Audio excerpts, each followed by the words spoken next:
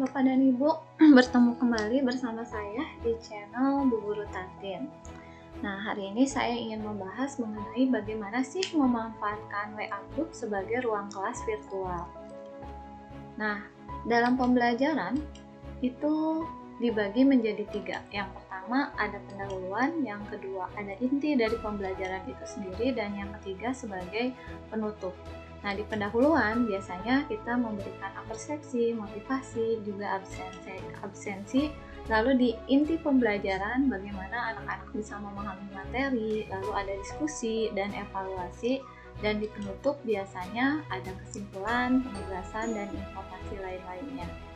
Oke, Bapak dan Ibu, sekarang ini kondisi ini adalah kondisi ketika pembelajaran normal.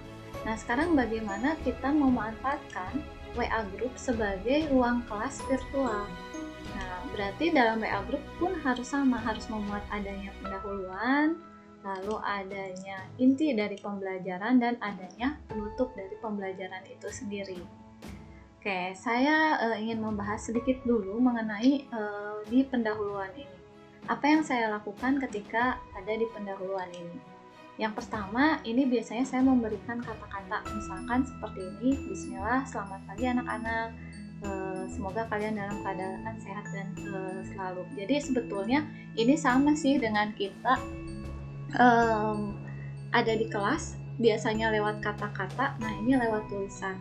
Lalu di sini semangat harus menjadi bara api yang mengisi hari-harimu menuju mimpi kalian. Silakan kirim nama, saya namanya, lalu kelas, akan penuh semangat belajar matematika. Lalu di sini diberikan waktu 10 menit dan untuk nilai bonus untuk memotivasi anak-anak.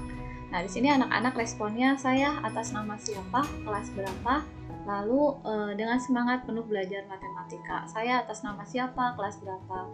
Nah, di sini kita bisa sambil mengabsen anak-anak. Oh, anak-anak sudah standby siapa saja. Lalu di sini anak-anak pun saling menyemangati diri sendiri, juga menyemangati teman-temannya.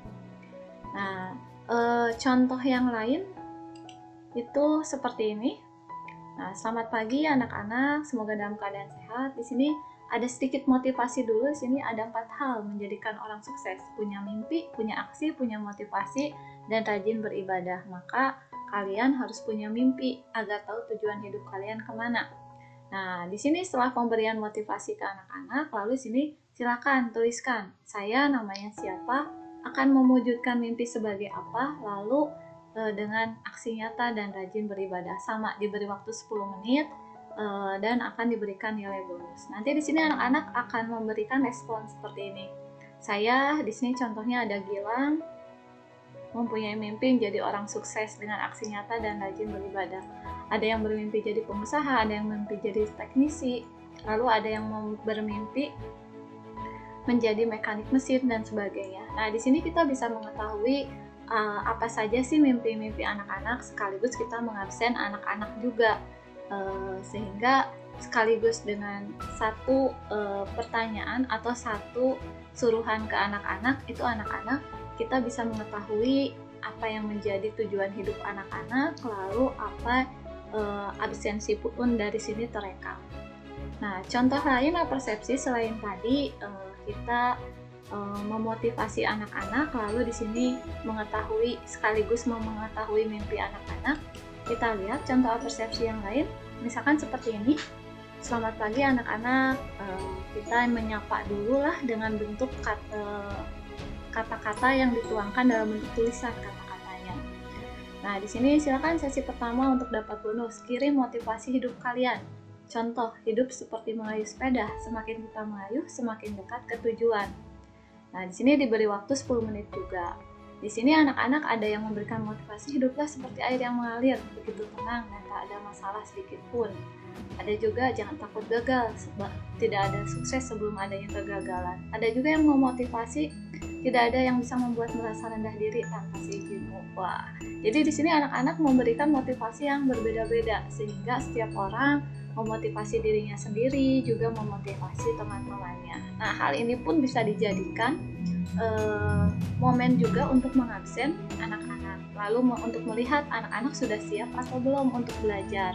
Nah, ini pun akan menjadi seperti gaming karena di sini dikasih waktu 10 menit. Lewat dari 10 menit anak-anak sudah tidak bisa membuat ini lagi dan kehilangan waktu untuk mendapatkan nilai bonus. Oke, contoh persepsi yang lainnya lagi adalah ini emoticon. Jadi di sini misalkan kita menyapa dahulu, lalu di sini ada sedikit motivasi, ada 2 nikmat yang sering dilupakan orang, nikmat sehat dan waktu luang. Jadi gunakan sebaik mungkin, jangan digunakan untuk bermalas-malasan waktu yang tersedia. Silakan kirim ini sebagai nilai bonus, beri waktu 7 menit. Wah, anak-anak di sini langsung memberikan emoticon. Nah, untuk emoticon ini kita bisa arahkan untuk kita sudah memberikan emoticonnya pengen yang ini. Nah, atau bisa juga untuk mengetahui anak-anak tuh dalam keadaan bahagiakah, sedihkah, atau dalam keadaan apa, mungkin kita bisa tidak membatasi emoticonnya apa, tinggal silakan kalian kirim emoticon untuk yang menunjukkan perasaan kalian. Nah, nanti anak-anak akan ketahuan perasaan anak-anak tuh lagi seperti apa. Nah, itu contoh-contoh persepsi dalam grup WA. Nah, sekarang bagaimana WA grupnya sendiri dari awal sampai akhir? Saya berikan contoh seperti ini. Nah, di sini saya menyapa terlebih dahulu, selamat pagi anak-anak dan sebagainya. Lalu di sini anak-anak diminta untuk mengirimkan satu motivasi hidupnya. Saya berikan contoh seperti ini, hidup seperti mengayuh sepeda. Semakin kita mengayuh, semakin dekat ke tujuan. Nah, diberi waktu anak-anak 10 menit. Nah, lalu anak-anak di sini mulailah untuk memberikan motivasi-motivasinya dengan berbagai macam motivasi. Nah, di sini anak-anak bisa saling memotivasi diri sendiri, juga memotivasi orang lain gitu, memotivasi temannya. Jadi sekalian anak-anak juga membaca apa yang menjadi motivasi teman-temannya. Sekaligus kita mengabsen anak-anak. Nah, di sini kita kasih waktu, ayo 5 menit lagi. Sebetulnya seperti di kelas sih, cuma ini kelasnya kelas virtual, jadi dalam bentuk kata-kata. Nah, seperti ini. Nah, waktunya tinggal 2 menit lagi, lalu anak-anak pun masih ada yang mengirimkan. Nah, seperti itu. Nah, setelah itu saya tutup grupnya. Kenapa saya tutup grupnya? Agar apa yang menjadi poin penting anak-anak itu membacanya. Setelah tutup grupnya, saya kasih waktunya sudah habis. Nah, di sini semoga motivasi hidup semua akan menjadi motivasi untuk kita semua. Good job anak-anak. Jadi kita istilahnya menyapa. Lalu di sini saya berikan sebuah video, yang videonya saya linkkan ke YouTube. Videonya itu berisi tentang pembelajaran pada hari itu. Jadi bagaimana materinya diajarkan itu semuanya ada di YouTube-nya. Oke, saya tidak terlalu membahas yang ini. Saya akan membahas lagi ke WA grupnya sebagai ruang belajar virtual. Nah, lalu di sini setelah tadi anak-anak diberi kesempatan untuk motivasi, ini sebagai absensi anak-anak, sebagai nilai bonus. Nah, lalu anak-anak ini WA grupnya saya tutup. Lalu diberikan, ini menjadi poin penting, anak-anak harus dikasih kesempatan untuk belajar di sini di YouTube yang ini. Lalu dikasih waktu 20 menit. Lalu nanti akan diskusi sesi 2. Nah, lalu di sini untuk absen yang kedua pun agar anak-anak masuk ke dalam grup YouTube-nya, biasanya saya meminta anak-anak untuk komentar dengan menuliskan nama dan kelas di YouTube yang saya share linknya. Jadi sehingga saya tahu siapa anak-anak yang melihat dari video yang saya share ini. Nah, setelah itu, setelah anak-anak mengabsen di sini, lalu saya berikan reward untuk tadi anak-anak yang sudah memberikan motivasi-motivasinya. Nah, di sini saya sebutkan nama-namanya yang dapat bonus tanggal sekian. Disebutkan nama-nama semuanya. Nah, lalu diberikan motivasi, selamat untuk yang dapat bonus, kalian anak-anak yang hebat. Nah, ini saya tutup grupnya selama 20 menit sesuai waktu untuk melihat video ini, agar tidak ada anak-anak yang komen, sehingga apa yang menjadi poin penting dari grupnya itu bisa terpenuhi. Nah, setelah ditutup 20 menit, saya buka lagi grupnya. Nah, lalu di sini mulailah diskusi sesi yang kedua. Jadi seperti halnya di kelas setelah menerangkan, misalkan ada diskusi, oke waktu habis, apa yang mau ditanyakan terlebih dahulu? Kalau misalkan anak-anak menjawab tidak ada Bu, tidak ada, berarti anak-anak sudah paham dari apa yang diterangkan di ini video YouTube-nya. Nah, maka jika kalian paham, kita akan ke pertanyaan yang kedua.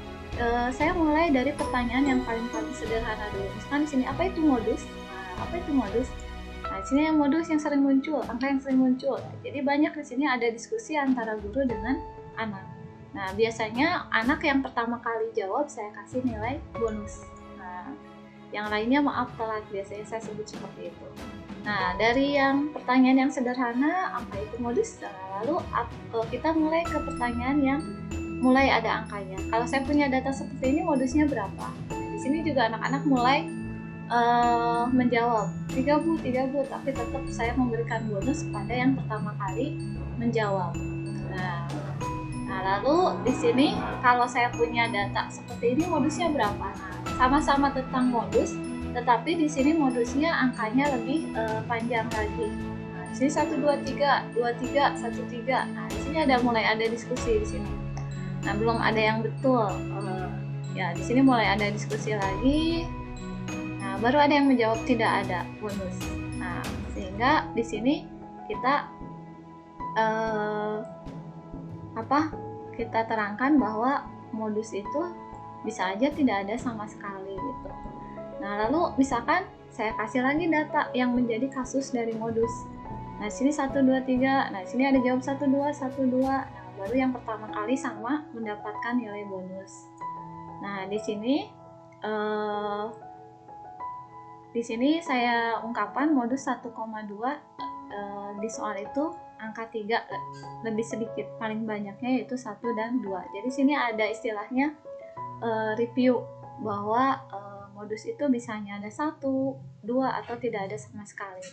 Nah, dari diskusi yang mulai tadi sederhana mulai ke yang mencari modus untuk yang data kelompok.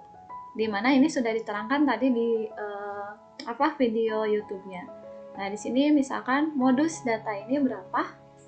Nah, mulai di sini data kelompok, anak-anak mulai jawab 16, kita arahkan untuk coba lihat videonya. Nah, lalu kalau masih jawaban salah, kita arahkan lagi pakai cara ya. Nah, di sini anak-anak mulai menghitung, Bu, modusnya begini, caranya mana, tolong fotoin. Nah, di sini ini kebetulan sudah terhapus. Ini anak-anak menuliskan cara-caranya. Nah, nanti kita bisa lihat dari cara yang anak share, ada yang sesi yang salah tidak, kita komenin itu ada yang salah gimananya. Lalu ini kok kayak gini, 16 kurangi 7 kok hasilnya 11, 10 kali 12 kok hasilnya 144. Nah, jadi sini anak-anak saling mengoreksi jawaban teman-temannya juga. Nah, 12 plus 9 sini saling mengoreksi, oh iya Bu salah. Nah, akhirnya kan anak tahu gitu bahwa apa yang dihitungnya ada yang salahnya. Nah, setelah itu, setelah semuanya ada yang menjawab benar, baru bonus. Nah, akhirnya terjawab sama siapa, kayak gitu. Lalu dikasih soal yang sama lagi, yang pertanyaannya mungkin agak lebih sulit si tabelnya. Sama, ini pun ada yang menjawab. Nah, seperti itu sampai dengan apa yang ingin kita diskusikan di sana semuanya ada. Nah, di sini ada komen-komen dan sebagainya. Oke. Nah, lalu setelah diskusi selesai, misalkan waktunya sudah habis, kita tutup langsung grupnya. Kenapa? Agar tidak ada komen-komen lagi yang tidak sesuai dengan bahasan yang kita, karena di sini komen-komennya sudah ada yang tidak sesuai, langsung saya tutup grupnya. Jadi agar apa yang menjadi poin penting itu bisa didapatkan oleh anak-anak. Saya tutup grupnya. Nah, misalkan baru tugas, silakan kerjakan dan cari modusnya. Ini tugasnya, misalkan tentang materi yang ada di video. Misalkan ini tugasnya. Nah, tugasnya seperti ini, cari modusnya. Nah, lalu di sini saya tunggu dikasih deadline waktu, misalkan sampai jam 4 Tapi kalau anak-anak melebihi masa deadline, biasanya saya ganti dengan soal yang baru, yang lebih banyak, sehingga biar anak-anak menjawab sebelum jam 16.00. Ini untuk melatih kedisiplinan anak-anak. Bagaimana lagi kita melatih kedisiplinan selain anak-anak diminta mengumpulkan tepat waktu. Nah, jika ada anak-anak yang tidak tepat waktu, kita pun tetap melayani dengan memberikan soal yang berbeda, yang lebih banyak. Sehingga anak-anak, oh iya, saya harus tepat waktu. Sehingga pertanyaannya cuma sedikit, tidak terlalu banyak. Nah, seperti itu. Lalu, anak-anak yang tadi diskusi pertama kali menjawab benar, itu dapat juga nilai bonus. Di sini dikasih tahu bahwa, oh iya, anak-anak yang dapat nilai bonus pada sesi diskusi 2, siapa saja dituliskan. Nah, seperti itu. Kita salah satu contoh bagaimana menjadikan grup WhatsApp sebagai ruang kelas virtual. Nah, mungkin Bapak dan Ibu punya pengalaman lagi, silakan boleh komen di kolom komentar YouTube-nya, sehingga kita sama-sama belajar bagaimana menjadikan grup WhatsApp ini sebagai sarana belajar dan ruang kelas virtual pada masa pandemi ini. Oke, seperti itu. Terima kasih. Assalamualaikum warahmatullahi wabarakatuh. Sampai ketemu lagi di channel Bu Guru Target.